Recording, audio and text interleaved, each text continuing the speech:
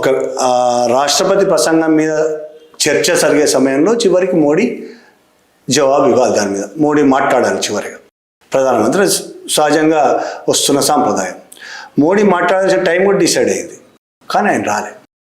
తర్వాత స్పీకర్ ఓం బిర్లా ఏం చెప్తారంటే, మోడీ వస్తే కాంగ్రెస్ సభ్యులు ఆయన మీద దాడి చేసే అవకాశం ఉంది అని, ఒకవేళ దాడి జరిగితే చాలా తీవ్రమైన పరిస్థితులు ఏర్పడతాయని నేనే రావద్దని చెప్పినా అని ఓం బిర్లా, స్పీకర్ ఓం బిర్లా చెప్తాడు. అసలు ఎంత నిజంగా కొంతమంది జర్నలిస్టులు కూడా దీని మీద నిజమే, ఎంత అన్యాయం జరిగిపోతుంది, ప్రపంచం నాశనం అయిపోతుంది, భారతదేశం ఇక పార్లమెంటులో ప్రధానమంత్రి మీద దాడి చేస్తారా? దాడి చేసినట్టే, అప్పుడే దాడి జరిగిపోయింది, వీళ్ళు ఖండిస్తున్నారు.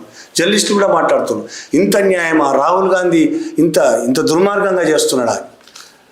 జరిగింది మోదీ మీడియా ప్రచారం చేస్తుంది, మన తెలుగు వాళ్ళు, తెలుగు జర్నలిస్టు కూడా ఆ విధంగా ప్రచారం చేస్తుంది. నిజంగా కొద్దిగా ఆలోచిస్తే నిజంగా ఆ పరిస్థితి ఉండేనా? కొడతారా? నిజంగానే దాడి చేస్తారా? అక్కడ వరకు కాదు, ఒక టీడీపీ తెలుగుదేశం పార్టీ ఆయన నేషనల్ ఛానల్లో మాట్లాడుతూ కొరకడానికి ప్రయత్నం చేస్తారు, కొరికే అవకాశం ఉంది, దాడి చేసే అవకాశం అని స్పీకర్ చెప్పాడు. కొరికే అవకాశం ఉందట ఈయన చెప్తున్నాడు. అరే కొరికే ఒక యాంకర్ అడుగుతుంది, కొరుకుతారా? కొరుకుతారు. కొరకడం ఏంటి అసలు? ప్రధానమంత్రిని కొరికే అవకాశం అంత రుచిగా ఉంటుందా? ఆయన రుచిగా ఉంటాడు అర్థం కాదు. కొరికే అవకాశం ఉంటుందని ఈయన మాట్లాడతారు. ఫ్రూట్ అలాంటిది కావాలని అబద్ధాలు ప్రచారం చేయడం వీళ్ళు నెంబర్ 1. అసలు జరిగింది ఏంటంటే, రాష్ట్రపతి ప్రసంగం మీద మాట్లాడుతున్న క్రమంలో రాహుల్ గాంధీ దాని మీద మాట్లాడుతూ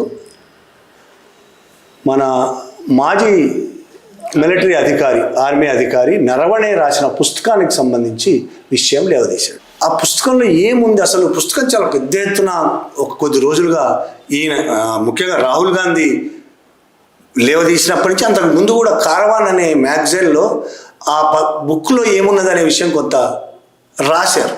దీని తర్వాత దేశవ్యాప్తంగా చర్చ జరుగుతుంది.